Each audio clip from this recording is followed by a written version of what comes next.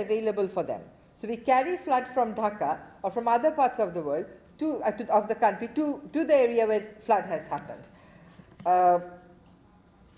Name any water-related disaster, be it cyclone, be it tidal surge, be it flood, be it drought, we have it all. We just have it all. So it's very important that, and now that we are faced with natural disasters like flood, the discussion is not confining here in Bangladesh also. People of the country have started talking about the role of upstream countries in managing the common rivers. And people have also started to talk about how do we share data with the upstream countries about rainfall, the exact amount of rainfall, not really high, low, or medium. What does high mean? Is it 200? Is it 400? Is it 700? What does it mean?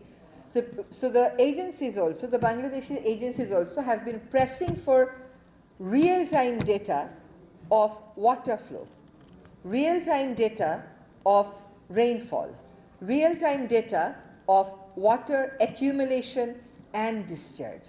শব্দের আরেক নাম একদম unique structural ডিজাইনের cosmic dome থেকে 50 বছরেরও বেশি cosmic dome. So this is very much in our agenda. We do share, according to the government statistics, 57 rivers with neighboring countries, 54 with one country and 3 with another country. And for long we have been struggling to get commitment from the upstream countries to get these 3 datas, in addition to the struggle that we are having to ensure our right of water in the international rivers. So I certainly feel that it would have been really helpful if China, Bhutan and India could be taken on board, because otherwise the whole exercise may remain incomplete.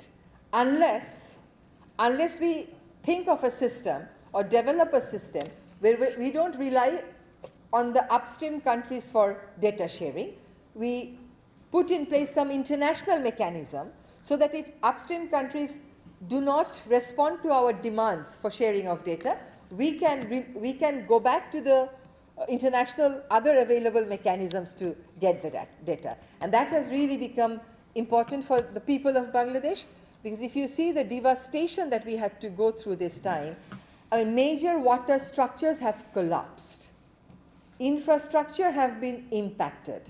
Food supply has been, food production has been impacted. With the wars and the domestic political turbulence, we are having to deal with the inflation. So we are having an extra responsibility of securing that we have enough food supply in the country. Perhaps with data sharing, we could have saved the 29 lives that we lost in the flood of Feni. We could have saved the lives that we have lost in Sherpur. We probably could not have prevented, but we could have saved our people. So I believe it will give us a precautionary, the project will take a precautionary approach, and it will allow the government of Bangladesh, the state agencies of Bangladesh, to prepare better. For the Bangladeshi agencies, I think it's very important to communicate the message, the warning, to the people in a way that they understand. If it remains highly technical, when I say that there will be flood in the southeast part of Bangladesh, people of the southeast country do not necessarily understand what I'm saying or which particular area I'm referring to. When I say there will be heavy rainfall, people don't really understand what heavy rainfall is. Is it 200 or 300 or 400? So I believe the project, it has a component of community engagement also. So I think, I hope you will be working with the government agencies so that they prepare their warning system in a way that people understand. And it's also important to empower the communities to assess how water-related disasters are actually impacting them. For example, the way government is promoting agriculture in the northern part of Bangladesh is simply not sustainable. We are pumping out groundwater And that is leading to desertification. We are not talking about scaling up our efforts for rainwater harvesting. We are not talking about bringing back the lost water canals that could be used for irrigation. We are still pumping out water from groundwater without having a regular assessment as to what is the situation of the groundwater there.